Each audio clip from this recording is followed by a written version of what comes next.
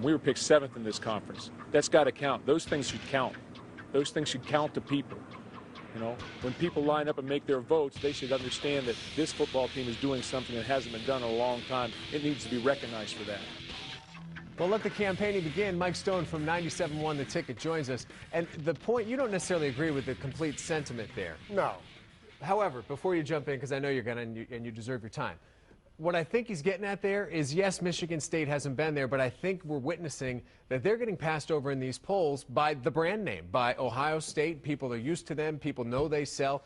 Let's not forget the fact the BCS doesn't have to choose Ohio State, but it's likely they will. They probably will. And, look, I think they're getting passed upon the rankings is because where they lost in the whole pecking order. If they would have lost to Iowa earlier, then beat Wisconsin, the whole ranking system would be completely changed. That's number one. Look, Michigan State, congratulations, an amazing season. It was great. And I believe the way things should have played out, they should be there ahead of Ohio State. Here's why. Best win out of the 3 to Michigan State's. Now, they might have the worst loss to Iowa because they got blown out. 37-6, it's going to hurt. Okay, but who did Ohio State beat? Did they beat one team that had less than 5 losses? No. You bring up a good point, not to mention that many of the games were at home, including one against Penn State that's traditionally a little tough, and they handled them at home. They beat nobody. Ohio State beat nobody. So I would say Wisconsin, even though they lost to Michigan State, and Michigan State should be the 2 teams that are ranked highest. We know they're not. I think Michigan State got hosed that way. Now, if you want to play the eyeball test, if you ask me, put a gun to my head, who would win right now between Wisconsin and Michigan State again on a neutral field, I'd say Wisconsin. Would Ohio State beat Michigan State on a neutral field? I might lean toward Ohio State. But that, to me, is irrelevant.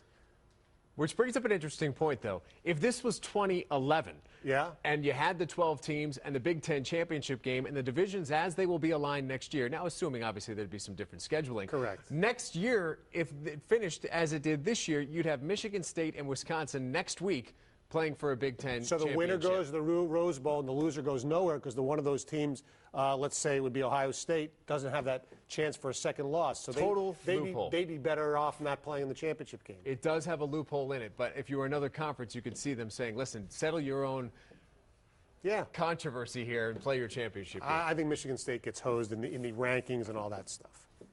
Any chance at all that somebody looks at the situation, whether it be an Orange Bowl or a Sugar Bowl, and says, Michigan State's going to travel. It's new to them. They're going to bring a lot of fans. Ohio State's been doing it year in and year out. Maybe they're not bringing as many fans as they might have brought in years past. And if you listen to Mark Hollis at MSU, he's telling you that Michigan State has been the highest-ranked Big Ten team on national television this year. Any chance that that all factors in? No. I figured I'd get a one-word answer. I don't think so. I'm just throwing out the arguments. It would be great just to tick off the people in Buckeye Land. They'd freak out. That would be wonderful, but I don't think that's going to happen. Well, there are many other things going on, including the fact that people are very focused in on the fate of Rich Rodriguez. Yes. And I enjoyed Michael Rosenberg's article today because he brings up a good point where he says, if you're going to make a decision and you've made the decision that he's going to stay, come out publicly and say that he's going to stay. Well, here's the other thing. Brandon said he said he was going to make his decision at the end of the season. Does that mean the end of the bowl game, or does that mean now? Does that mean, like I've always said, I believe David Brandon has this plan. I didn't think Saturday's loss to Ohio State would mean anything.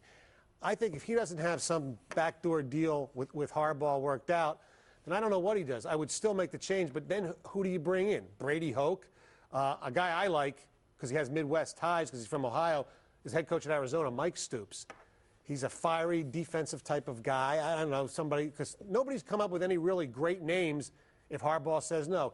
It's such a, it's so set up perfectly for Harbaugh. But he's got a team that's going to play in a BCS Bowl. I would assume he'd want to coach that team. So if it is Harbaugh, then you wait, and then recruiting gets messed up. It's crazy. It's where college football gets messy. And I want to give you a quick moment to talk about the Victor Martinez signing because we didn't get a chance to even hit on that last week because it hadn't happened yet. What do you think? I think it's a great signing for the batting order, okay?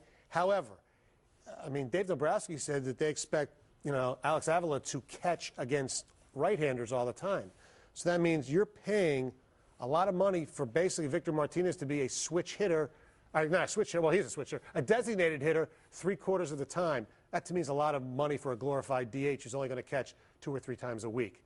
Stonehead of the Week goes to? Well, I have 2. I can't decide between one. I'll give it double Stonehead. No, I was thinking of Alphonso Smith for his fine tackling exhibition on Thanksgiving because that was really wonderful. but I'm going to go youngster here. Kyle Brotzman, the place kicker for Boise State. Oh, that's mean. You had the dream. Now, if he only would have missed one short field goal, it would have been okay. He misses a 26-yarder and a 29-yarder. The whole state of Idaho on your foot, and you blew it. Sorry, Mr. Brotzman. Stonehead! No more potatoes for you. That's Stoney. You can listen to him on 97.1. Spudhead, then.